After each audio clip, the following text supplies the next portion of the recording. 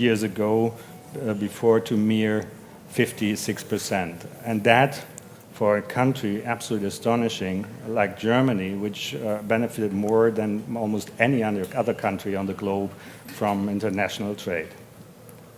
So this especially convinced us that something new is needed to be done to renew the appeal of trade and maybe the organization, the way how we handle it. And as we have put it on another occasion, a new offensive is needed, a new approach. And so if so many people doubt the benefits of trade, something in the mechanics might be wrong, might be not working as it should. Hence, we put together clever thinkers and experienced practitioners, diplomats, and people who simply know the system from all over the world in order to reflect on the future of global trade governance. And we put a particular emphasis, obviously, on the WTO and what it would take to kind of improve their position and the way how it works and functions. And there are a number of questions we covered, or we tried to cover or touch. So, like, where can the functioning of the multilateral trade system be improved so as to deliver better results? How can deadlocks be overcome in mutual interest? What kind of update, and finally, would be needed to be installed in order to fix some of these issues? These all are big questions, really big questions we put to the members of our high-level board of experts of the future of world trade governance. I'm learning that. We want to identify both feasible and realistic policy options based on the current institutions. The board took up its activities in May this year, and we have reached to kind of a crucial point in our discussions. Our thoughts are summarized in an interim report. I see it over there. You basically should have it. If you don't have it, futuretradegovernance.org, one word, is the place where you can download it if you lose it here somewhere. Our thoughts are kind of summarized in this interim report, which Bernard has authored. And before pressing ahead to a final report, we wanted to engage in a discussion and a broader discussion with you, and to take on board as many suggestions and good hints and advice to make the final product as good as we can. That is what today's session is about. Once we have that, we will work on that, and Bernard, we're looking forward that we have this thing in early next year up and final.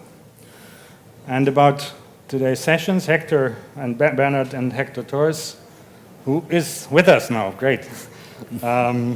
We'll go more in depth on the recommendations of the board, and they will be then challenged by three distinguished commentators, starting, and I will just introduce now very quickly from my very right. Theo Bark is currently president of Lee & Koo Global Commerce Institute in Korea, and professor emeritus of Seoul National University, but he also served as Minister of Trade for the Korean government between 2011 and 2013, and I think that was the time when they kind of signed a trade deal between Korea and the US, so he knows how things can be done, that they work.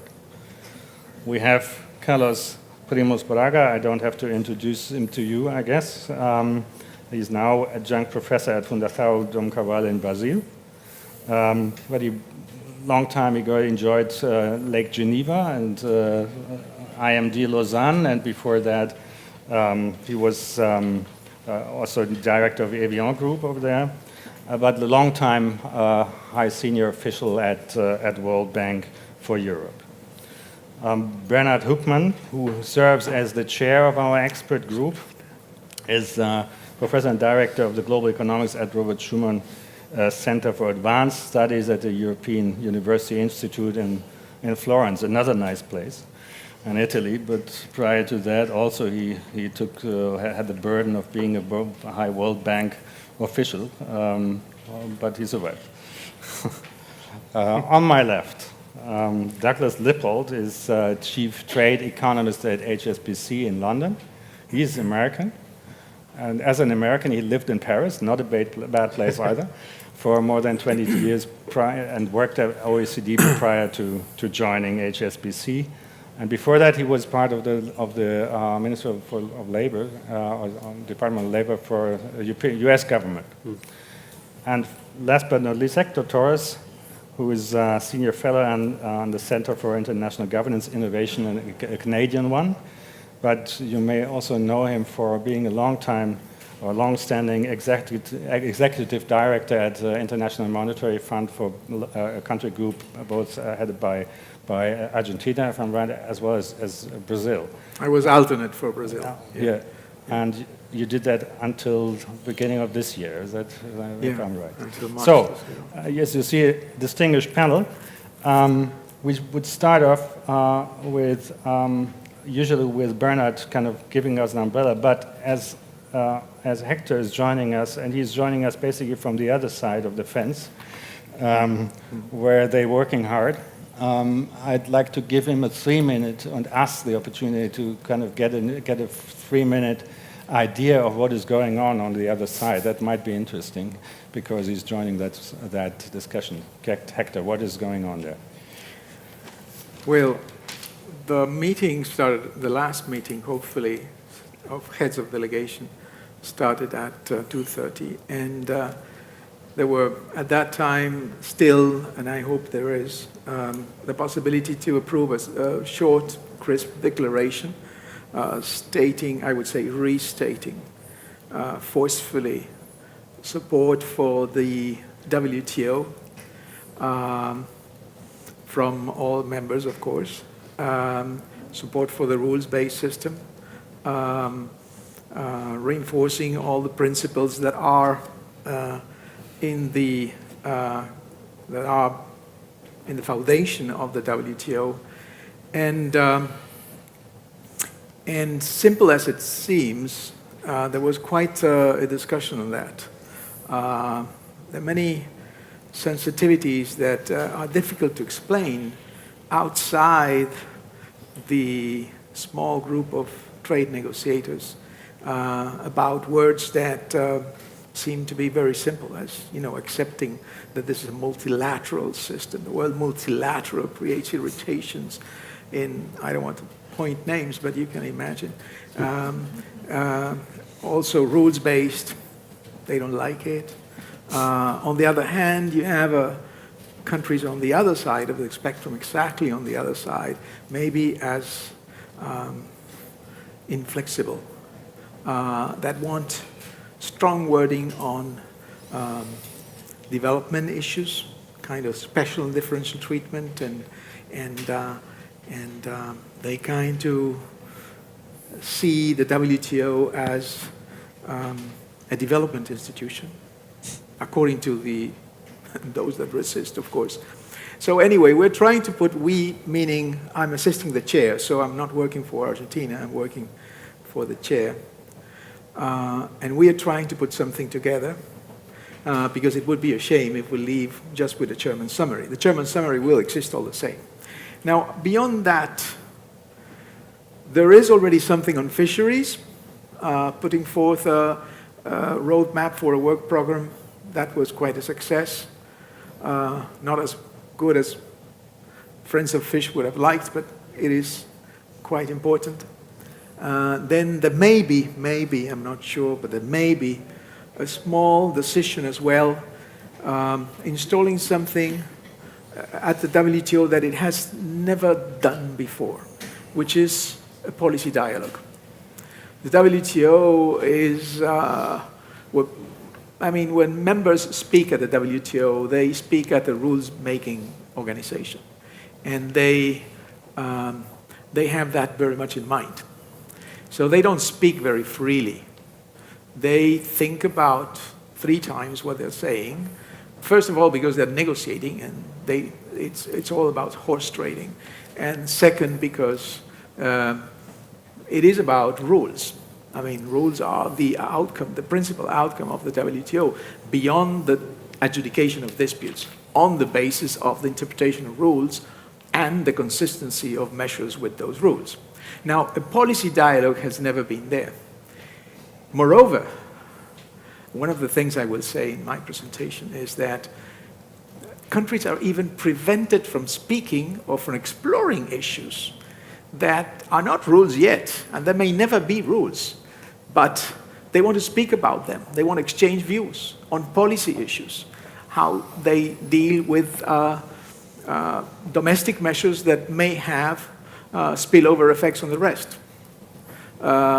So if this decision passes, we already had a first policy dialogue during this meeting. And policy dialogues will be part of the business, the regular business of the WTO. When I speak about policy dialogues, I speak about dialogues that are ring-fenced from being used as a platform for negotiations, dialogues that most probably will take place under Chatham House rules, dialogues in which policymakers, either directly or through the representatives in Geneva, will exchange views on challenges and opportunities that they have in front of them. And by exchanging these views, hopefully they will help others make the right policy choices, or the policy choices that may have less spillover effects or more beneficial spillover effects. So it's all about promoting coherence in trade policy making. So if we can get this, it will be important.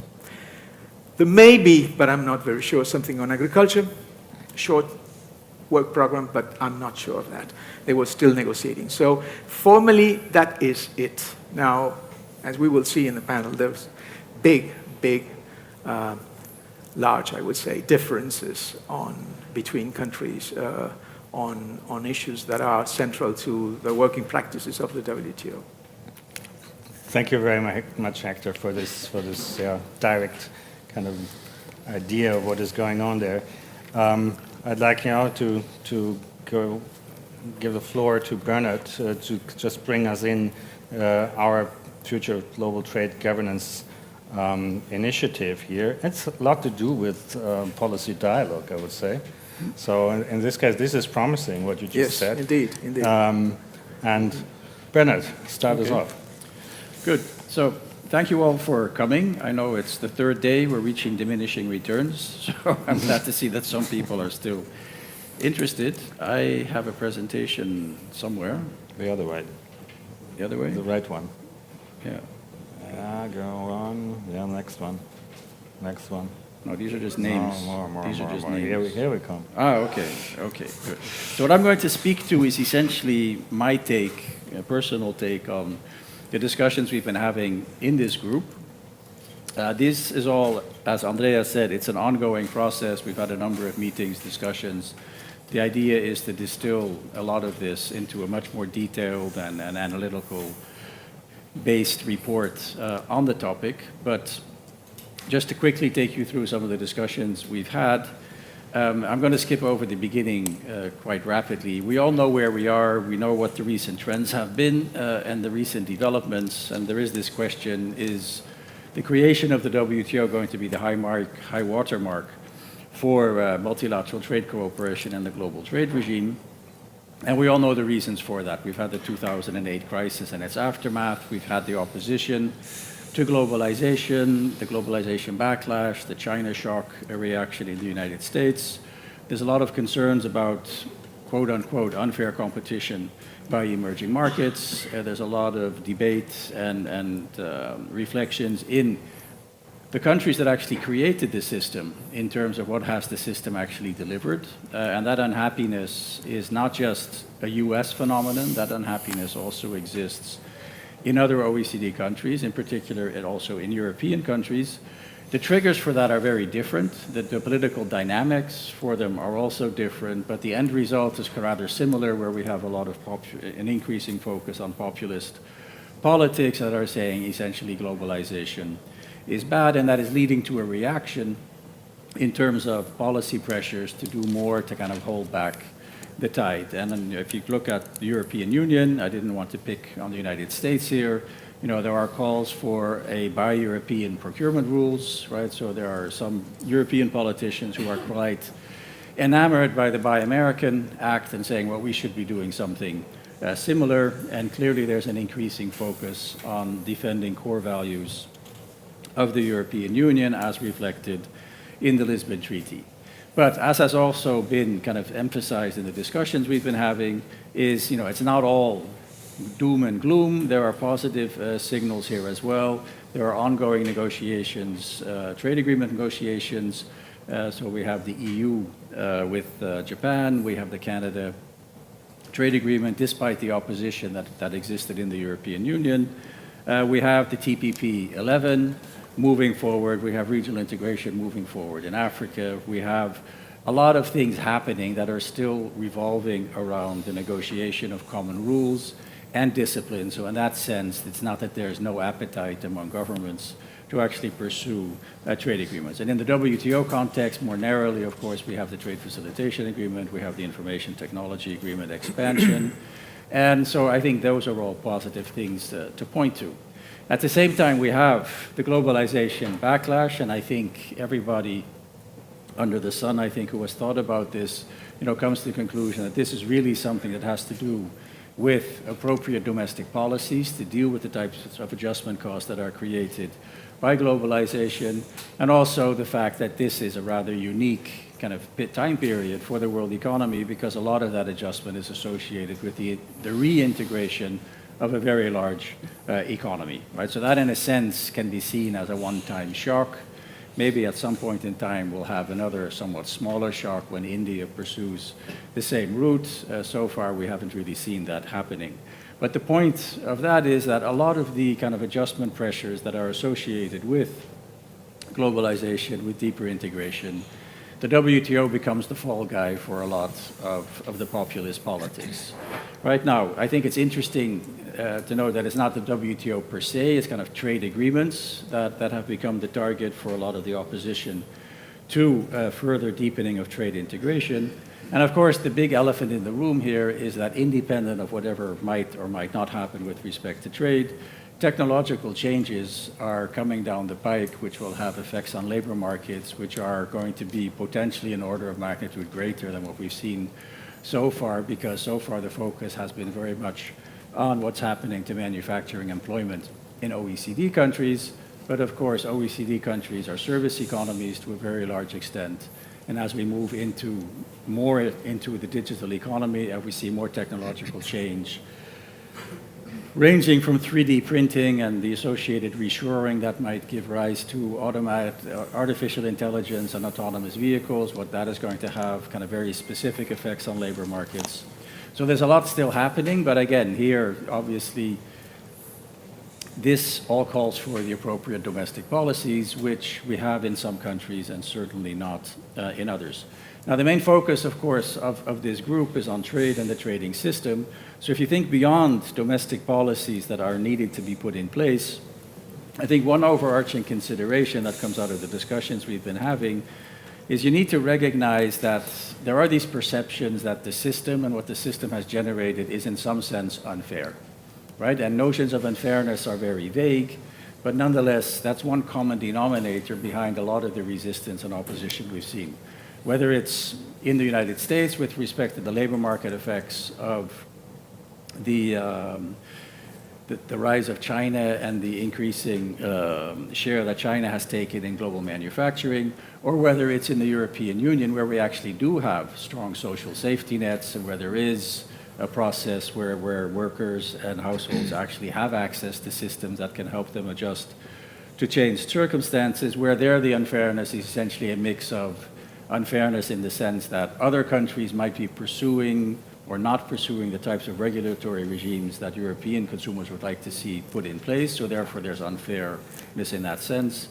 That also can give rise to unfair competition, notions that essentially this allows firms in developing countries, because essentially here we're talking about developing countries, to give them a competitive advantage.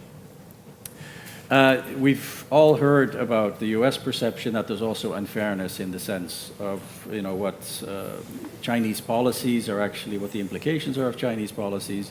But if you look at it from the Chinese perspective, they would say, well, there's also unfairness in this system because we were actually asked and forced to do a whole lot of things when we acceded to the WTO that existing WTO members were not allowed to do, and they would say we have a deal on basically market economy status, which is again one of the things that is making things difficult to move forward.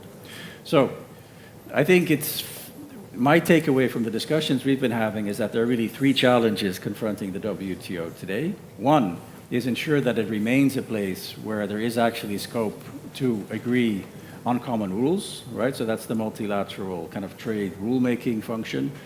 Secondly, address this fairness dimension, and it has multiple dimensions. And one of that dimension is to actually deal more effectively with the development concerns that many countries have, right? And I think that is something which is, again, front and center on the table here at MC11, and that's really one of the challenges. How do you deal with development concerns more effectively? And thirdly, improving the performance and implementing the multilateral agreements that have already been agreed. That includes an effective dispute settlement mechanism. So those are kind of the three tacks on which we are moving forward in terms of our discussions. Right, and the basic premise is that a rule-based multilateral trading system is absolutely critical for kind of shared prosperity globally. And there is a huge need, we would argue, I think it's fair to say, many people in the group would argue, is that there's a lot of rules that are missing. So as we're moving into the digital economy, as we're moving into an increasingly services-based economy, there are a lot of policies that actually create negative spillovers for other countries, right? And that, in a sense, is what we have a multilateral trading system for, is to try and design rules that will actually govern this type of trade in a way that benefits everyone. And that better trade governance, I think we would argue, calls for deeper cooperation, not less cooperation. And that means inherently we're going to have to confront the issue that domestic regulation is really where the action is at, and that differences in domestic regulation are creating costs for firms, but differences in regulation might also be impeding the realization of regulatory objectives, right? So this is a complicated agenda, but I think there's a sense that we really need to push forward in deepening cooperation, both to lower trade costs, so to do what the trading system is really designed to do, but also that has to be then twisted in a way that we also kind of do that in a way that we attain regulatory objectives more efficiently, right? So we need to kind of rethink how can trade actually help achieve regulatory objectives. And again, that's important to deal with at least some of the dimensions of this unfairness perception that people have. One of the problems that has been identified by the group, and that's been a lot of discussion about, and Hector is going to talk about this more, is essentially the working practices that have been adopted by the organization are in a sense helping to hold the organization back, right? So one example of that would be the abuse of consensus to actually preclude even a discussion on topics, or to prevent a topic from actually being put on the agenda for discussion, right? So that's one working practice where clearly consensus has been extremely valuable and is extremely important for the organization in terms of adopting rules once rules get negotiated so that everybody feels comfortable with them and can say, no, we don't think this is going to work for us. But there is a strong perception in our group that it's being abused in terms of the standard day-to-day operations of the WTO. A second dimension of this working practice problem is the continued insistence by many developing countries on what I've called here old-style special and differential treatment, which is basically the argument being made. So we have agreed something in the past, and we don't feel that has been actually implemented in an effective way. We don't think we're getting what we thought we were going to get in terms of what was agreed in the past. And then a third challenge, and this is really the development challenge, right? So how do you actually ensure greater relevance in terms of economic development? A third challenge for the WTO, which is related to, again, bringing it back to these working practices, is a continued insistence on focusing on the Doha round. We need to complete the Doha round. We agreed on an agenda. If we don't get that agenda done, we can't move on. Now, to a large extent, that's of course been broken, but that is still something that a lot of countries are bringing forward, and that again is holding things back. So and this, I'm stealing some language from Bob Wolf, who has been one of the people who has been involved in this project. he argues, and that's why I've stolen the title, we really need to change the channel, right? So if you don't like what you're seeing, zap, and you need to start doing something else. So there's a number of dimensions to this in terms of specific suggestions. And again, this is all still very much fuzzy stuff. So these are kind of ideas that we've been discussing. We need to kind of flesh out how to do this. And again, we really need a lot of feedback also in terms of what people think actually is feasible or not. But so one idea is the WTO really needs to launch a work program to understand what has worked very well in the organization and what doesn't, right? So there have been areas in the WTO where there's been a lot of innovation at the committee level. So the SPS committee, TBT committee would be an example of that, where you actually have the opportunity now to raise specific trade concerns about particular proposed product standards, and there's nothing really in the text that says this is something the committee should be doing. So I think understanding why that was possible there, and can that be kind of exported to other committees, to other bodies in the WTO, essentially kind of have some cross-institutional, cross-committee learning as to what works, what doesn't work, and what are the necessary conditions for something to actually work, right? So how did the SPS TBT committees actually get to a stage where you actually have what is essentially close to, I don't know whether it's true or not, but you have a lot of notifications of these standards. The process actually works quite well. So that is one example of the broader idea that we really need to launch a process to reflect on the implications of WTO working practices, right? Which again requires an explicit discussion, which is not something that actually has been done to date. So one way of doing that more concretely is to initiate a process of self-reflection by the WTO committees themselves, right? So you could ask all of the chairs of the committees to actually start having a discussion. So what are we actually doing? What is our goal? What are we supposed to be doing? And based on that, what kind of information do we actually need to actually do what we think our tasks are? And that could draw on inputs, not just from them themselves, but also from other international organizations, from the business community, from civil society. So there are a lot of these issue areas in the WTO where essentially, technically, you're supposed to rely on notifications by governments, but of course there is a lot of data, a lot of information on all these things sitting out there in the business community and elsewhere, including other international organizations, that could be fed into that process. So that's one potential idea of where that might go. Another idea in the same vein is more regular interaction across WTO bodies, across WTO committees, to identify potential silos, right? So what happens in the WTO is the TBT committee will consider technical barriers to trade, the customs valuation committee will deal with valuation issues, and there's not necessarily a whole lot of connections between the discussions that go on in those groups. So this is something that was identified by some of the submissions with respect to e-commerce that have been brought forward over the last year or so, where a number of countries have actually said, the work program on e-commerce was, okay, it was what it was, but essentially it was done in a silo basis. There wasn't this cross-cutting approach, and a lot of the proposals we've seen, or at least some of the proposals we've seen brought forward here now, is to say, okay, we need to cut across those silos. A third or fourth idea is to focus more on identifying good policy practices that will actually support the realization of the Sustainable Development Objectives. And this is one way of kind of trying to move towards a different approach towards dealing with development concerns. And I think what Hector just said in terms of policy dialogue, it sounds like that is actually something that is already being considered by the members. And that could build on what was actually done in terms of building the consensus for a trade facilitation agreement, because a large part of that discussion really revolved around convincing governments with respect to what are actually good practices to do in this area, right? So that was a large, lengthy process of learning, discussion as to what actually is good practice, what we would ideally like to do for ourselves as a country, and it might be useful to actually put that into an agreement to help us implement that. And then finally, and I think very importantly, creating a space to engage in a candid discussion on issues that arise with the implementation of WTO agreements, right? And I think the current dissatisfaction by the United States with respect to the appellate body and the dispute settlement mechanism is one example where that really cries out for, let's actually have a candid discussion as to what the issues are, right? And that could be done under Chatham House rules.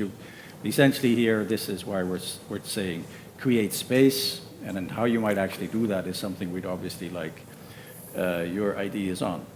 And then finally, in terms of ideas, and here we haven't had all that much discussion yet, but clearly this is something that this is part of the kind of moving forward agenda, is build on variable geometry. And I think here, again, I would go back to where I started, saying there's a lot of initiatives that are ongoing where countries are cooperating on trade and investment related issues.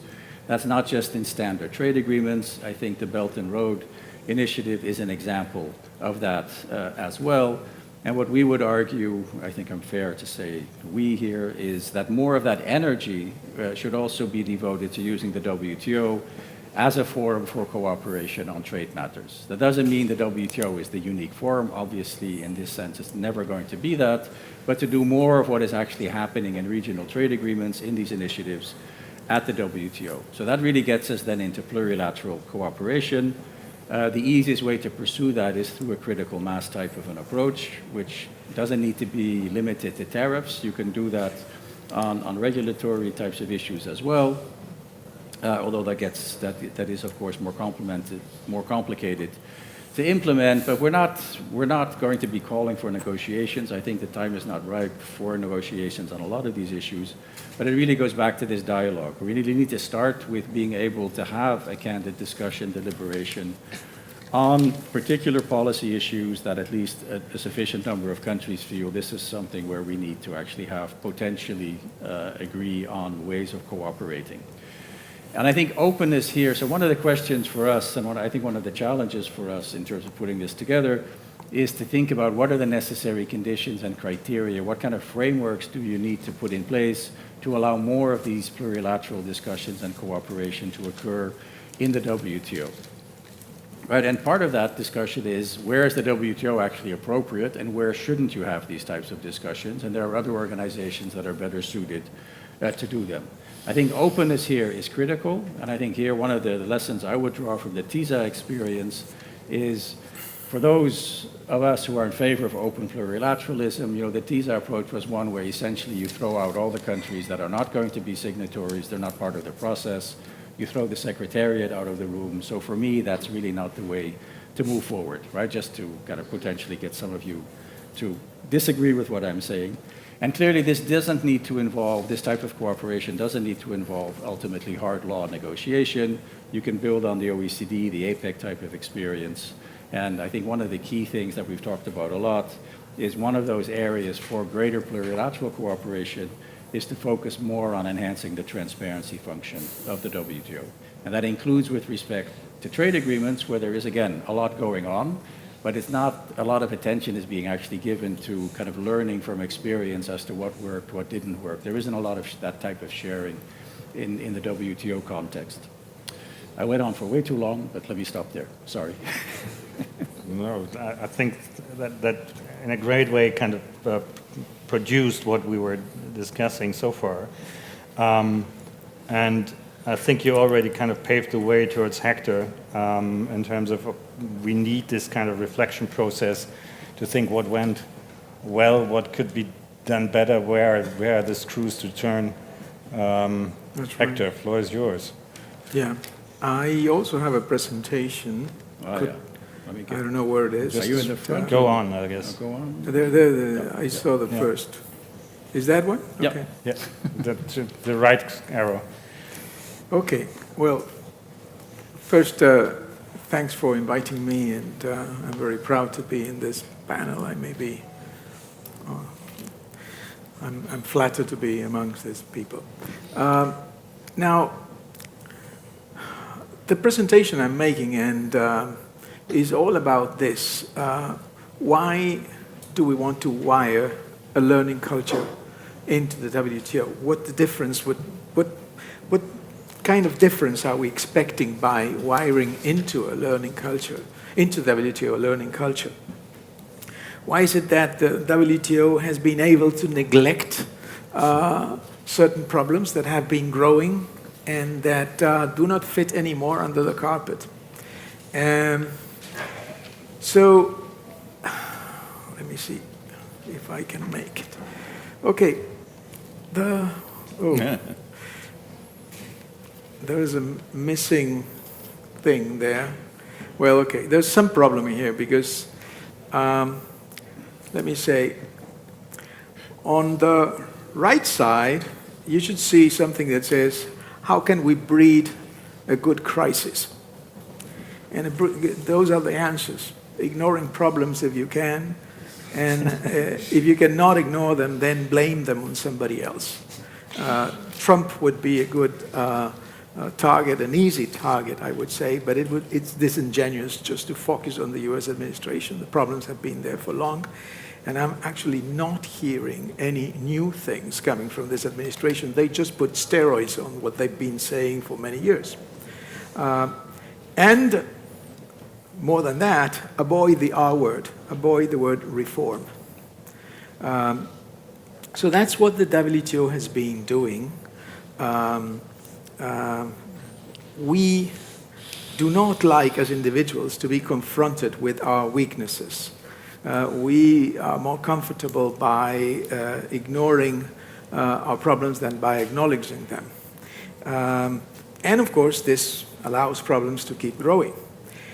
International organizations are not any different than what we are. If you give them a chance, they would just pretend that problems are not there. And if the problems are just too obvious, they just finger point to somebody. And now we have the US administration, but you bet those problems have been there for long. I will address some of those problems. And eventually this drags you into a crisis. Now, if we could wire into a learning culture into the organization, we would not need for a wake-up crisis, and the wake-up crisis is just there around the corner. I've been working at the IMF for some years. I've been working at the WTO as well for many years. And the IMF and, for instance, the World Bank have independent evaluation offices. And I'm sure Hsbc has independent evaluation offices as well. It is not something that these two organizations invented. These are policy watchdogs. They're not audits, they're policy watchdogs that scrutinize performance and force the executive boards of the IMF and the World Bank, two organizations I'm rather familiar with, to look at the problems that they would prefer to ignore and to consider reforms that they do not like to approve or undertake. Not that they always choose to do the right reforms, but there's something that that you get rid of. You get rid of taboos. There are no taboos. There are no taboo issues. At the WTO, there are taboo issues. Taboos, issues that you cannot discuss. And I will illustrate this with two issues now, two of those taboos. The reports that are produced by these policy watchdogs are bold, candid, and they contain recommendations. They identify problems, of course, and they contain recommendations. Nobody is obliged to approve those recommendations. You just have to discuss about the problems, and you're forced to consider the recommendations. Now, this forces the leaders and the members of those organizations out from their comfort zones. And it confronts them with inconvenient truth. The WTO has been able to avoid this because it has no watchdog, so there's no whistleblower. If you have a whistleblower, there's another thing. You have somebody to blame, which is the guy that blew the whistle. And so the reformers have less on their shoulders because somebody is putting the issue on the table and forcing the leaders or the executive boards in this case, or would be the general counsel at the WTO, to look at that. And it paves the way for incremental reforms. Believe me, my presentation looks much better than that. I'm very sorry that we got in that format. Anyway. Rules and standards between PowerPoint and others. So. I really don't understand. Anyway, so what is evaluation good for? Well, in a paper that I recently published with CIGI, the Center for International Governance Innovation, which is Canada's most important think tank, I argued that an independent evaluator, if the WTO had an independent evaluator,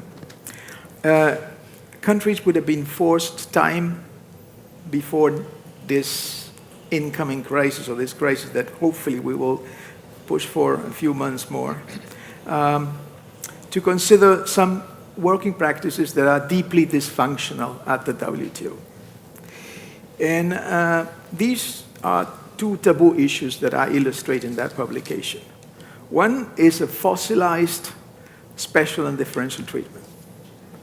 You know, at the WTO, you have two categories of countries, those that are developed and those that are developing. 2/3 of the members are developing, and they are developing because they claim to be developing. There are no standards of focus on that. And 1/3 is developed. The countries that announce themselves as developing have the right to have different rules, basically to have exceptions, to derogate from the general rules. And that made a lot of sense. That made a lot of sense in the 70s, in the 80s, a little bit in the 90s. And it started making water, you know, being, I would say, outdated in the 2000s. And after the crisis, it was clearly something that needed to be reformed. The issue is the following. It is far faster to close an industry than to open an industry. And of course, if you open your market, some industries will flourish while others will have to be reduced. The process is not easy. And if you want to avoid social and political problems that could unstabilize governments, particularly democratic governments, you need to have policy space. Now, developing countries used to have less fiscal space than developed countries. And they still, most of them do still have less fiscal space than developed countries. But since the 70s, many developing countries may still be developing, but they grew richer. And they do have policy space, particularly fiscal space. Some of them are even net creditors to the world. They're lending money to the IMF. And yet, the world evolved, but special and differential treatment never evolved. And never, ever, a developing country has developed in the WTO, or has felt that some of its industries, which may be world-class industries, are ready to compete on an equal footing with industries coming from advanced economies, developed countries, as we call them in the WTO. So this was never discussed because it was a politically sensitive issue. If you try to say, well, maybe, guys, not everybody needs this derogation from general rules, then you are kind of sacrilege. There's a taboo. You don't want to discuss that. So during the Doha round, which was a developing round, the developed countries didn't address this, and nobody wanted to address this problem. But they said, we have these 5 sectors. In these 5 sectors, we want full liberalization on an equal footing, at least for the big emerging markets. We want the big emerging markets to undertake commitments on an equal footing. Well, that killed the round because it wasn't on the mandate, and it was right. It was not on the mandate. And it's still there. The round is there. It's an unburied corpse. So this fossilized S&D provides shelter for those that need it less and less, or not at all, at least in some industries, sectors, I would say, but that does not serve the purpose of leveling the playing field for those that actually need it most. Because many, many, many, many of those S&D provisions are just exhortatory language. They are, an invitation to do something for the others, but actually it's difficult to translate. And so the developing countries, they insist in getting some more concrete help. And the developed countries don't want to move. And if you don't look at the problem in the eye and say, well, let's face it, not everybody needs to derogate from the general rules, because some of the industries that are located in developing countries are world-class industries. The other taboo is how consensus has been interpreted at the WTO. Consensus is a way to approve decisions that gives everybody some reassurance. There will be no decision approved if you feel extremely uncomfortable with what's proposed. But the way in which it's interpreted at the WTO is a kind of an unbridled right to block almost anything. Any member can veto almost anything, even discussions that some members feel they should have. And somebody can just say, no, I don't accept it in the order of in the agenda of the day, without feeling any obligation to offer any bridging alternatives. So this has undermined the collegial spirit, the sense of common responsibility that the GATT used to have. Well, that's killing the organization. Now, had the WTO had a watchdog, it would have certainly identified these problems, and it would have put it before the members saying, this cannot go on. You have to face it. You have to discuss about this. You have to reform. And so it's a way to promote incremental reforms without waiting for a crisis. Okay. Evaluation for what? Well, the benefits of having systematic evaluators are significant. By scrutinizing the performance, you provide evidence on whether the results meet the expectations. This enhances the legitimacy of the organization because it makes it transparent about its own mistakes and failures and weaknesses, and allows to learn, allows to take stock of mistakes, improve, and adapt. Then it differs from an audit. It's very clearly different. An audit assesses management controls and financial integrity. This is not about that. This is about scrutinizing performance. And the evaluation assesses the effectiveness of policies and practices.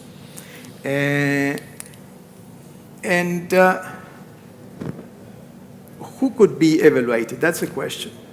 Many, when I raise this, say, do you pretend that this independent evaluator is going to come and say, your measure is inconsistent with your obligation? No, that's not the point. Anybody could be evaluated in the WTO, meaning all WTO bodies, management and secretariat, and the working practices, but not the countries, not the members. Certainly, it would be up to a panel and the appellate body, if the report of the panel is appealed, to evaluate, I would say, to assess whether the measure is consistent with obligations or not. So, and in the IMF, the Independent Evaluation Office never ever says, this country has, for instance, multi-currency practices. which is something banned. They would never say such a thing. They would look at how the organization works and look at whether it is meeting its objectives or not, and whether it could do things better. So I'm getting to the end. Now this, on the other side, you would see if this was correct. Who could be chairing? Who should be chairing or conducting this policy watchdogs? Well, you need somebody, of course, with more integrity and independence. You need somebody that should be familiar with the organization, in this case with the WTO, but not part of the WTO family. It should not be under the direction of the Director General. It could be somebody that used to work at it there, or an ambassador, or somebody that's very familiar, but it should be somebody that is disassociated from the organization, clearly, to ensure independence. And let me tell you, they have very small budgets, because if you're thinking, where is the money coming out from?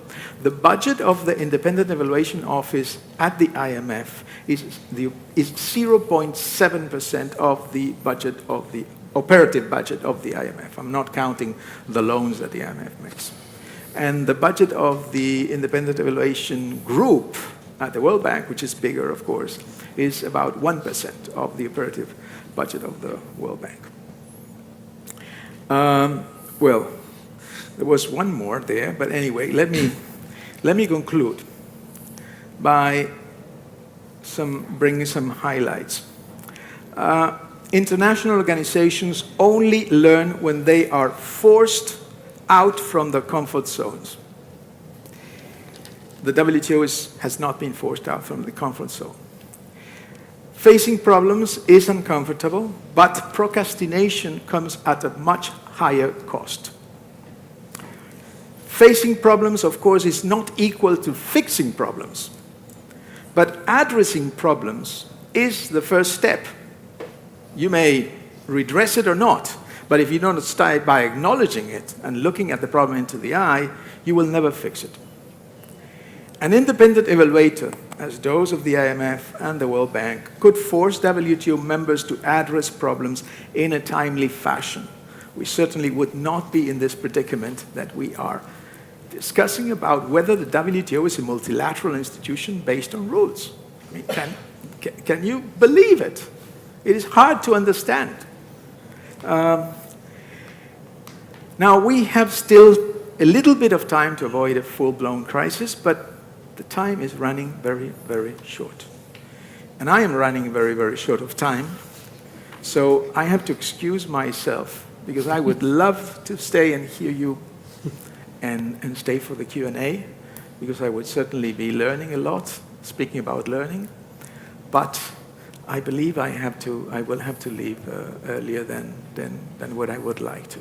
So thank you very much for your patience.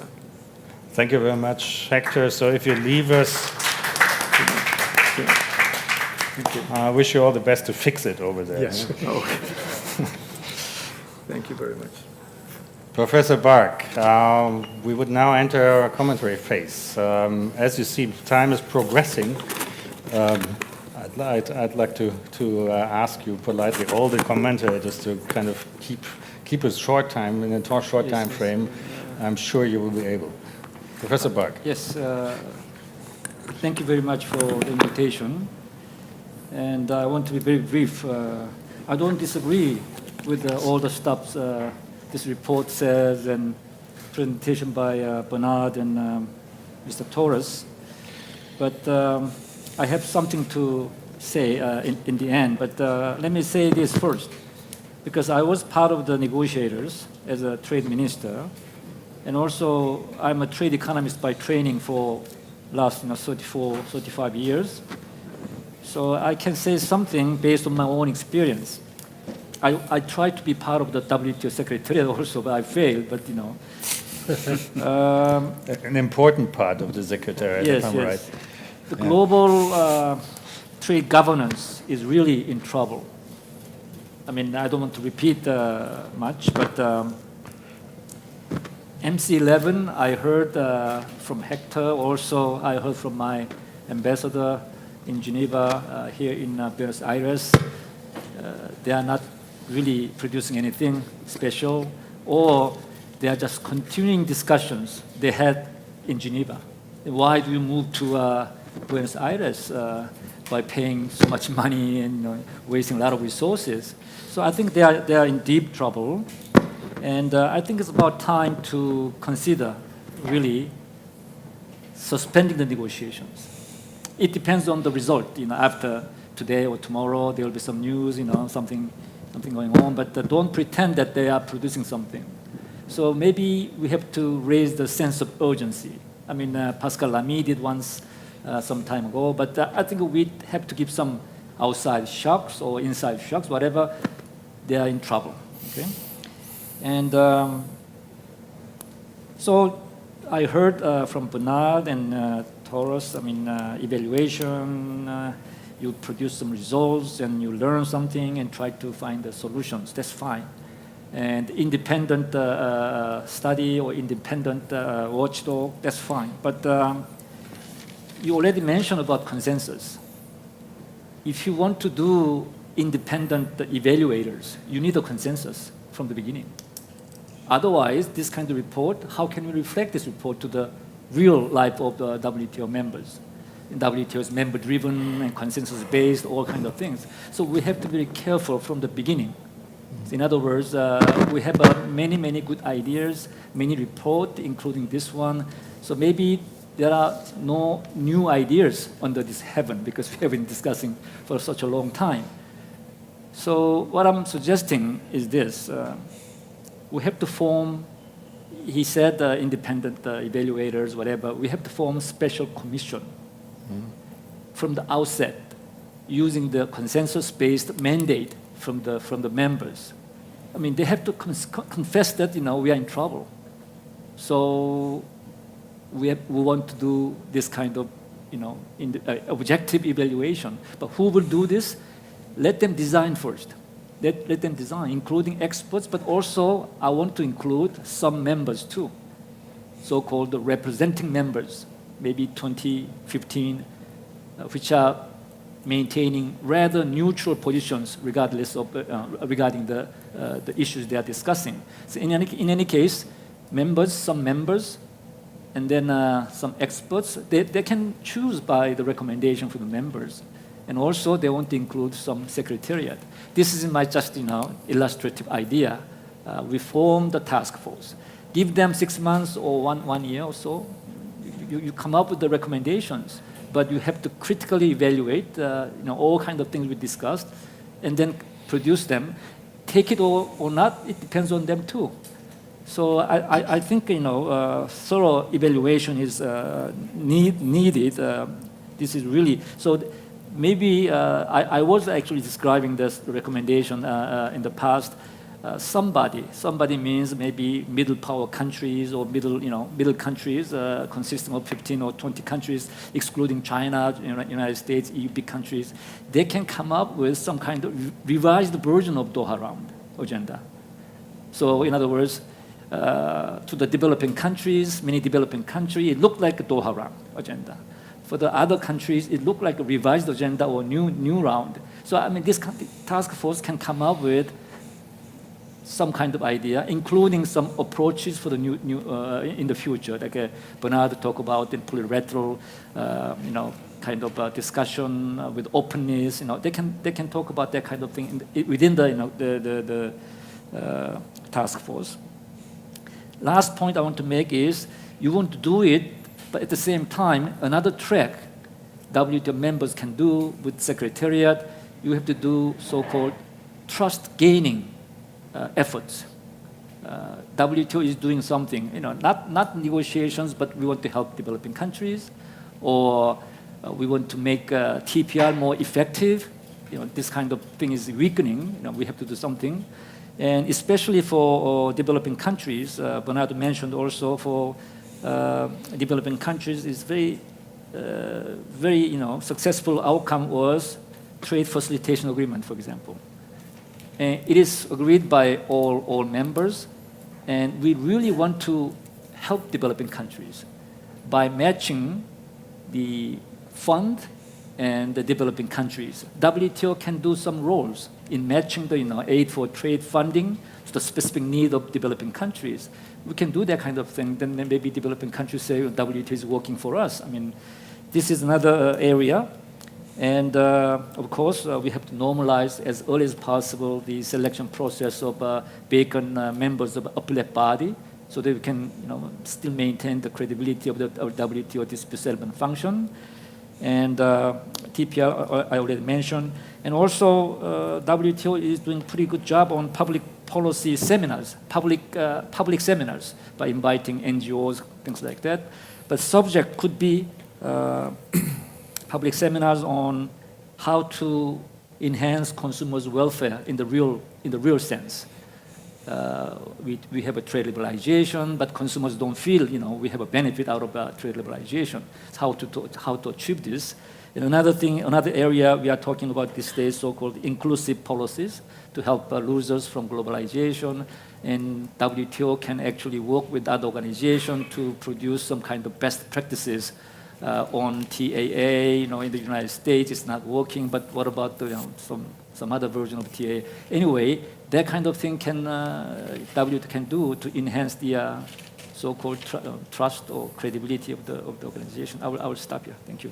Thank you, Professor Bark. So acknowledging that there's something wrong, taking the time out, and building a jack in institutions or rounds for discussion. I think that's a very interesting one, especially also your idea of coming up with a slim Doha to whatever new approach suitable.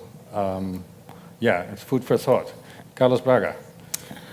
Well, it's a pleasure to be here. Thanks to the organizers for the invitation. I have to tell you that when I received the invitation, I had mixed feelings. My definition of mixed feelings is when you see your mother-in-law driving your brand new BMW go over a cliff. So because this is my third seminar on the topic of governance, and I said, what can I tell that you guys have not already heard? But it was quite interesting to see the ideas that have been raised here. Some of these ideas, no surprise, since Bernard is a co-editor, are in this book. Some of you were yesterday when we launched it. But let me just comment on 3 points that I think are quite important when we think about governance at this moment. The first point is that let's not bullshit ourselves. The system is in crisis, okay? It's not something that we have seen before. It's getting to a point that it's really dangerous because the credibility of the system is being called into question. I mean, how can you talk to the private sector about the importance of the WTO if negotiations take, by now, 16 years, and in most cases, took you nowhere, okay? Yes, we have the trade facilitation agreement, it's great, but there is much more on the table that we have been discussing forever. So I fully agree with your proposition. Let's call reality and say, yes, Doha is dead. That's the reality. Let's focus on a subset of questions that we can move on. And in one of the recommendations of the committee that Bernard and Hector Torres have been working, this question of plurilateral agreements, variable geometry, I strongly believe is the way of the future. You said that there is nothing new under the sun. Yes, well, the Avian Group, when I was the director, we did a report exactly along these lines for the new DG. If it were you, we would have given to you. We gave to Roberto Azevedo. I don't think he even read it, but it doesn't matter, okay? Send it to me. Yeah, too late now. But anyhow, yes, some of these ideas make a lot of sense, but we need a sense of urgency, because one of the things for my sins, worked, and I have an extreme admiration for the WTO Secretariat, for the institution, and as a World Bank official, I was the senior trade representative in Europe for many years, and later as director of Europe, also responsible for the relations with the WTO. And no doubt, there is lots of good things being done, but there is one thing that I always mention to ambassadors, this sense of complacency, in the following sense. In 2005, I wrote a piece, not even my mother read it, but it was a piece about the crisis of the system. Mm-hmm. This was immediately before the Hong Kong Ministerial. Mm-hmm. And I said that there were three ways to think about this crisis. One, which is what, let's say, those that share this sense of complacency always would tell me, don't worry, things here take time, but we'll get there. I don't know if you were yesterday in the presentation of Rufus Yerkes, and he made a very interesting point. That he said his students nowadays, he also teaches, ask him, what should I do in terms of career to work with the multilateral trade system? Should I be a lawyer? Should I be an economist? Should I be an international affairs person? And he said, well, the right profession is to be a geologist, because things take millennia for you to have some results, but then when time is right, you're gonna have diamonds coming from coal. Fine. I agree that things are complicated, things take time, but the reality is that there is a limit to this. And I think we have reached the limit, because then the second point that I was going to make, unfortunately, Hector is not here, but I'm sure Bernard, Andreas, all of you will convey to him. I think he's totally wrong when he says, what we are hearing today, we have been hearing forever. Yes, many of these things are topics that we have been hearing forever. But there is a big difference when you have the most influential country in the multilateral trade system, the country that was the main architect of this system as we see it today, to have an administration. Just read the inaugural speech of Mr. Trump, where he basically says protectionism is good for you. And that's what we should do. And our country should do this.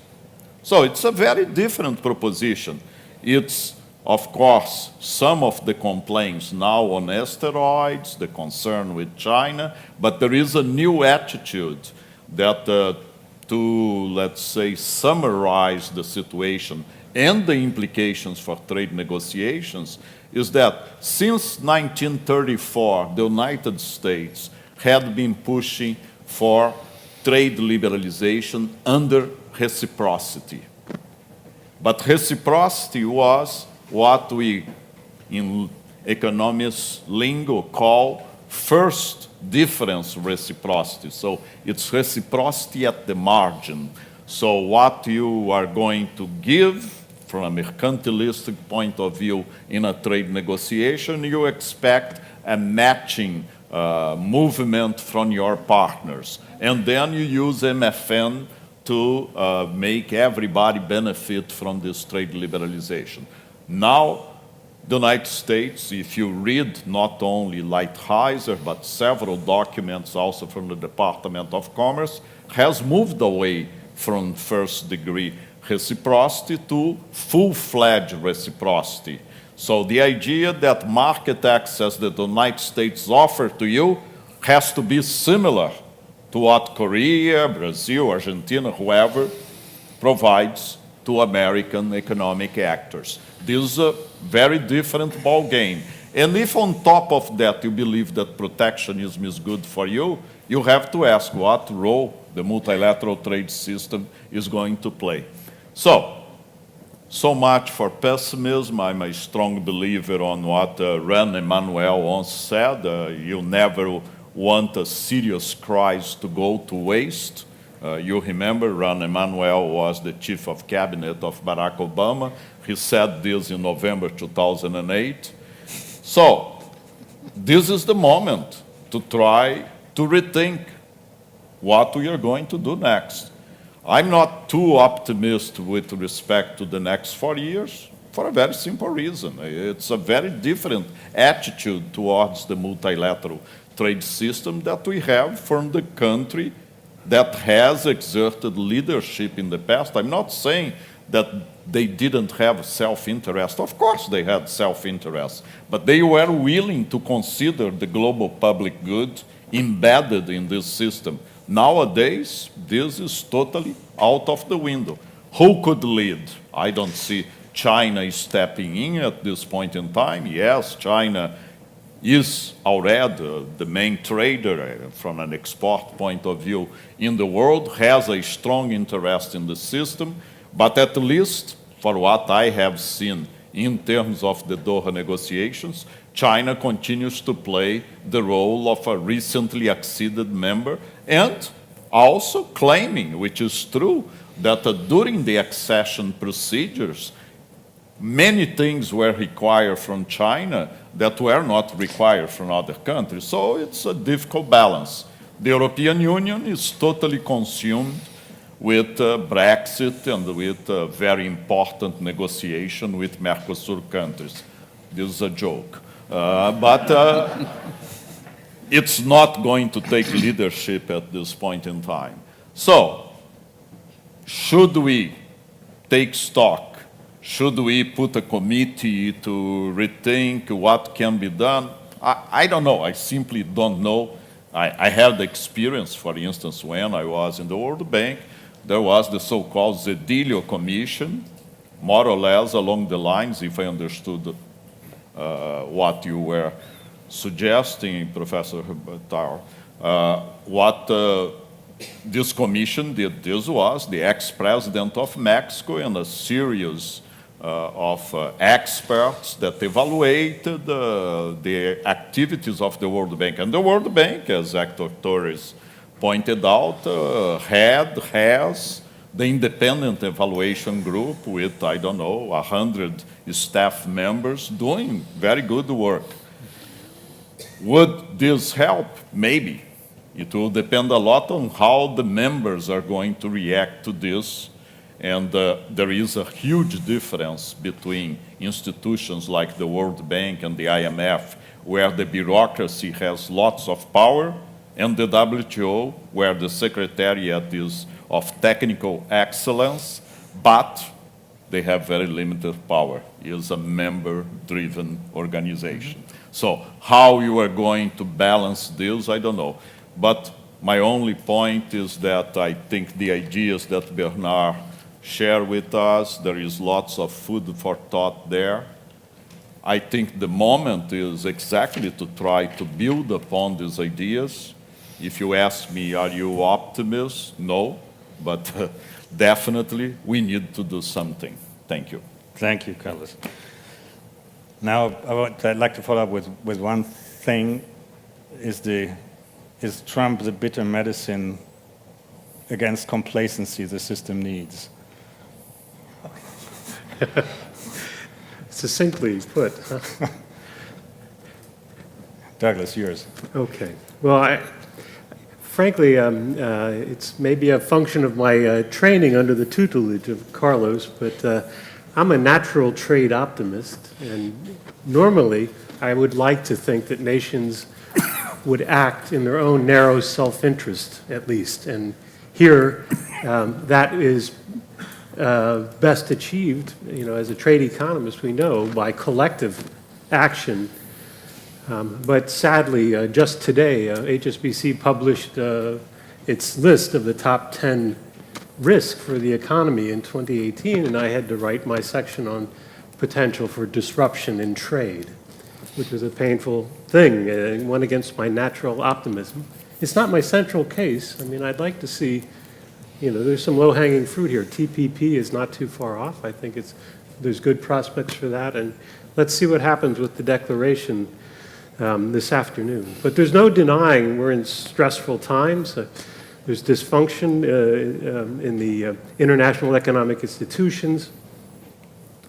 There's a colleague of mine at Hsbc, Stephen King, just wrote a book called Grave New World. And it provides an interesting diagnostic look at the international economy, highlighting the slow pace of growth, low inflation, increasing income inequality, technological disruption to labor markets, lagging social mobility.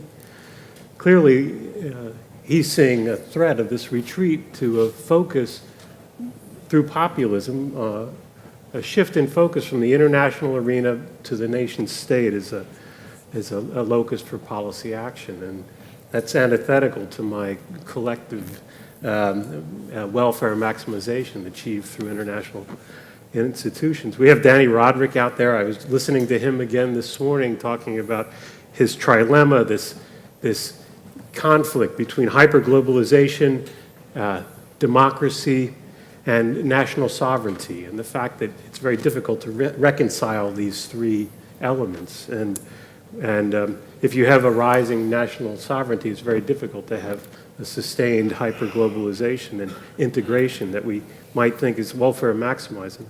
And yesterday we had Carlos talking about the threat of economic disintegration. I mean, these are dramatic terms that are coming forward. So I'm very glad to have Bernard's paper, to have the Bertelsmann paper, which I think is offering some very useful insights in what might be done to ensure that the WTO remains relevant. And I think I really appreciated the little footnote in the paper that reminded us of the objectives of the Marrakesh Declaration, the objective of WTO to increase standards of living, expand production and trade, and to have a reciprocal and mutually advantageous arrangements for the members. So this call for activation, I think, is an important one that Bertelsmann and Bernard have raised. This call for honest reflection at WTO, external review, ending the abuse of consensus mode of operation in the debate. Sure, consensus in the final agreements, but in the debate, we're censoring ourselves in a way that damage. The call for increased transparency and notifications and such, I think, is very important. Making the WTO a space for reflection is important. So we've got these challenges, and I think in the face of this, we need to reinforce the resilience of the institution. We need to maintain this focus on global scope for trade policy formation and to reinforce the adaptability of the institution to deal with these issues. I like the idea of variable geometry. We have this global framework at the multilateral trading system based on non-discrimination, reciprocity, transparency, and notification, the safety values, in other words, the ability of nation states to take into account national health or moral issues or whatever. Sure. And then plurilaterals on top with opt-in. The trade facilitation agreement, I fully agree with the assessment in the paper as being an innovative approach that shows a way forward. And then preferential trading arrangements to go beyond. Now, I have two suggestions maybe to tweak this. And one is I think it's very important that we find a way to permit the private sector stakeholders to engage in the process. And this came up yesterday. I raised it in the book launch. We have in OECD, for example, a channel for business through the Business Industry Advisory Committee or for labor through the Trade Union Advisory Council to provide input to policymakers at the OECD and also to the Secretariat. They're actually part of the Secretariat, these bodies. And I think WTO is sorely missing that. It's this interstate, intergovernmental organization, and it's done better at improving transparency and consulting, but there's not this mechanism built in, and I think would benefit a WTO. So that's the first thing I think that might be considered. The second point I'd like to make is I also am worried about the stress on the staff resources in the WTO. We've got a rising number of dispute settlement cases. We've got the U.S. President's agenda and the U.S. Trade Representative's statement to the Senate Finance Committee in June, where he laid out, on June 21st, where he laid out his view. Both documents refer to U.S. intentions to up the ante in terms of the volume of trade litigation that's launched. You know, is the WTO Secretariat, does it have the adequate resources to deal with this and take on these new functions or this new activation that Bernard and Bertelsmann are laying out? So I would suggest that we may need to revisit that and think about reinforcing the Secretariat at the WTO so that they have adequate resources to take on these sorts of tasks and provide original analytical content to help fuel this discussion going forward. I think the alternative to this sort of activation is greater fragmentation and a return to primacy of nation states in a more exclusive manner in trade policy formation, and a return to this protectionism and economic distortions that we had been, we've spent a better part of the period since World War II undoing. So this is a potential very costly thing, and the increase in uncertainty that it brings with it, I think, can really weigh on the global economy in a way that... okay. Thank you. Yeah. Anyhow, I'm just winding up. I'm just going to say that I think that this uncertainty can be very, very costly and needs to be addressed urgently. I agree with Carlos's point in this. So thank you. Thank you, Douglas.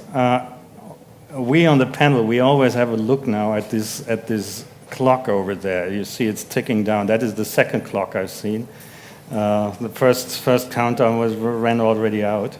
So we were talking about dialogue here, but we won't have dialogue with you. I hope for your understanding. I think it was excellent to kind of give enough room to this excellent panel and give them the time. I hope for your complacency with this regard. Thank you very much. I mean, we were talking about the big elephant, but I think this quote I could at least sign it, as Robert Lighthizer put it, I think yesterday or the day before yesterday, that we have to secure rules that best serve our citizens. The understanding of what that rules might be and how they look like might differ, but the general notion I think we can sign. And so I hope for a reasonable share of optimism still. Thank you very much. Thanks to the panel. And thanks to the valuable insights and comments, we will make best use of it. And thanks for listening. Thank you for the